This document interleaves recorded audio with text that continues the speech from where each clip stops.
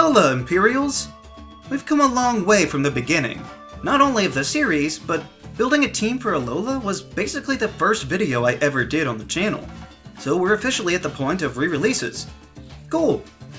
But Alola was interesting because even though there were precious few new Pokémon, they actually had a lot that really appealed to me. Most of which were revealed in trailers and things beforehand since they exercised little if any self-control. But of course, as always, the first step is a starter. And in Alola, I knew from the very beginning that I would love Rowlett. It was a tiny, rotund, adorable bird, specifically an owl, which are wise and majestic creatures, but somehow this one also seemed to throw in a generous portion of whimsy as well. Rowlett bears the distinction of being the only dual-typed base stage for a starter line since Bulbasaur, back at the very beginning.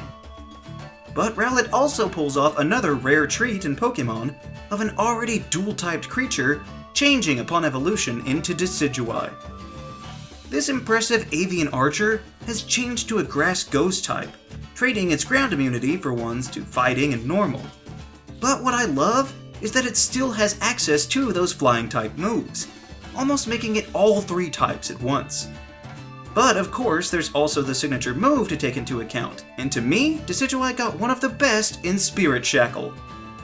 This ghost-type move traps the opponent after damaging them, so that they cannot escape, which is really useful. And of course, using its own specific Z-Crystal, it turns the move into Sinister Arrow Raid. But this Pokémon surprised me by becoming way more intimidating than I expected. It looks like it has a calculating strategic mind for combat, and the physical capabilities to back it up. No other Pokémon can use a bow and arrows like this man-sized owl, and even if they did, I doubt they could use it with equal finesse. If there had to be a Pokémon version of the Green Arrow, I couldn't have designed a better concept myself. But it is utterly shameful that this daunting starter was passed over for his rightful place as a Super Smash Bros. Fighter in Ultimate. At least he's in Pokken. Decidueye was a more than respectable representative as the first Ghost-type starter, and became the star Pokémon in Alola that I didn't even know I needed. But there are more Pokémon out there, and one that is luckily available pretty early on is Rockruff. I was very happy that I could find this stone canine as early as the first island, and it was great to have those rock-solid defenses against the floods of basic Pokémon.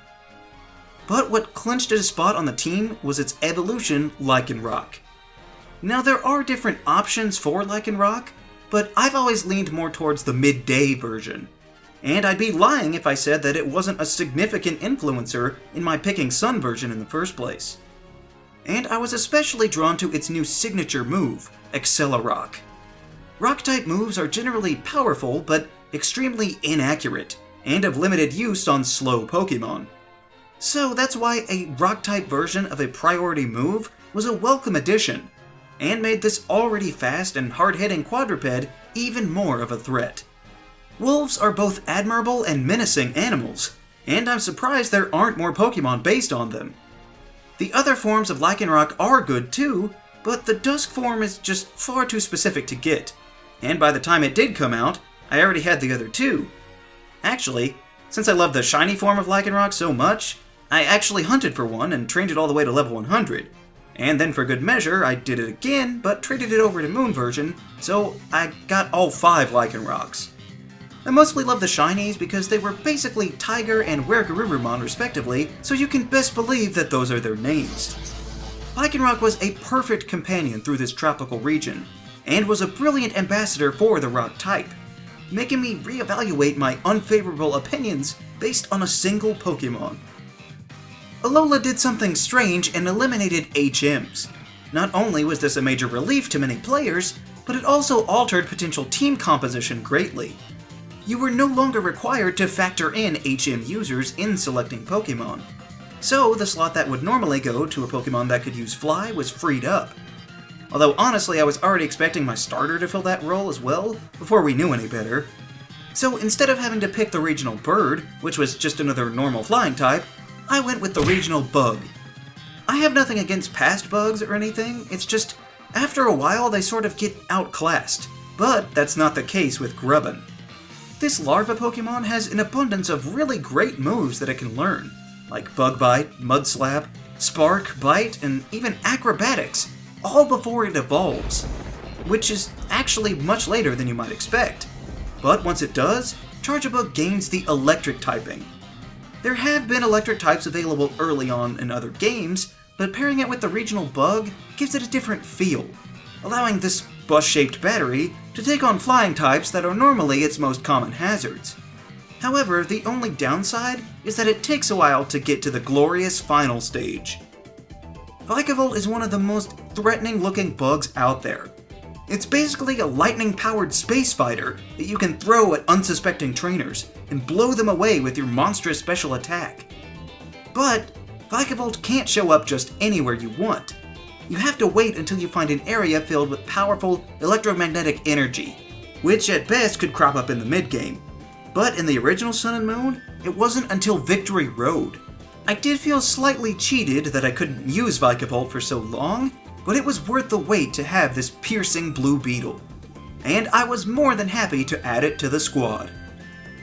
Since they did announce a plethora of Pokemon before the games, there was a lot to sift through, but one that immediately caught my eye was Salandit.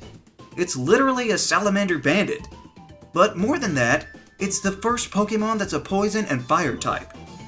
I never really thought of this as a combination that we needed to see, but the design choices they made were perfect. And it being the toxic lizard Pokemon makes sense with its amazing new ability too, in Corrosion.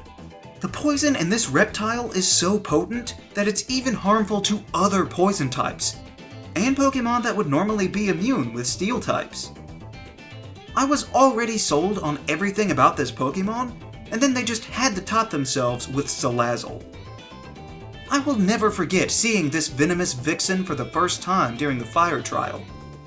It was clear that the evolved form of this Pokemon was even more powerful, spitting flames and pheromones all over the place. Obviously, Salazzle has access to high-powered fire and poison moves, but also fittingly, it can learn plenty of dragon-type moves as well. I wasn't sure where they could go with Salandit for an evolution, but a sultry female-only offshoot well surpassed my expectations. And I was very pleased that my early interest was rewarded with this magnificent representation of a unique typing. The next Pokemon was introduced before the games came out, but honestly, at first, I didn't know what to think. Sandygast was just a pile of sand, and then evolved into a sand castle. But the more I looked at it, the more I liked it. Ground is my favorite type, but it also makes sense that they were ghosts, being haunted sandcastles. And of course, the mental parallels to the Golurk line, the only other ground ghost Pokemon, didn't hurt, since I love them as well. I didn't intend to double up on ghost types in Alola, but they had some pretty good ones, and even more that I didn't use. But Palossand in particular leans into the otherworldly aspects of its lore. See, gripping the handle of the shovel on its head lets it control the mind of others, to drag them down into the sand and devour them. Which is why in Pokemon Ami, it gets upset with you. It's actually looking out for the well-being of the trainer that it likes. But don't worry, the angry spirits of those that it kills remains behind in the sand, and the grudge spawns another Sandygast. Why do I like this Pokemon again? Oh yeah, because it's a beast in battle.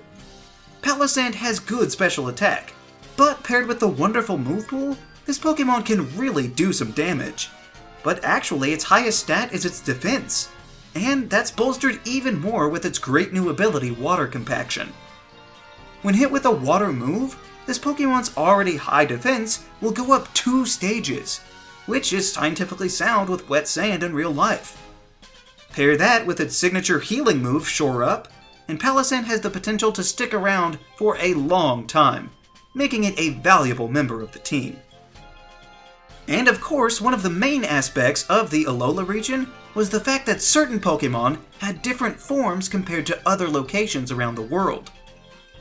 Kanto. It's just Kanto Pokemon, really.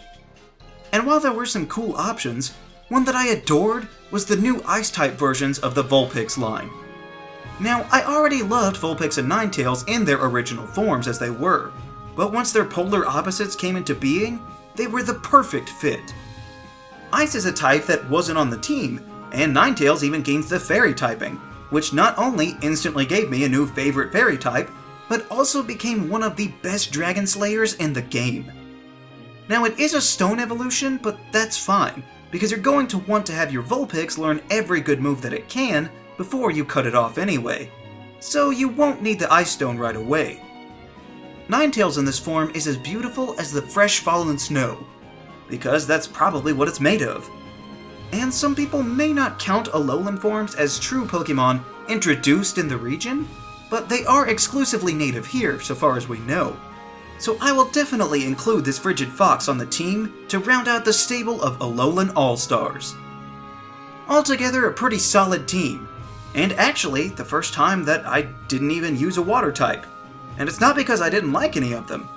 It's just that this team is made up of formidable individuals that together create a marvelous synergy to make this crew a stellar one that I am proud to call my favorites.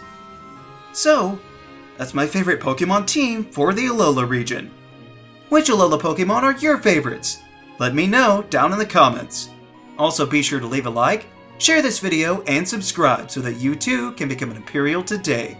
And we'll see you around next time!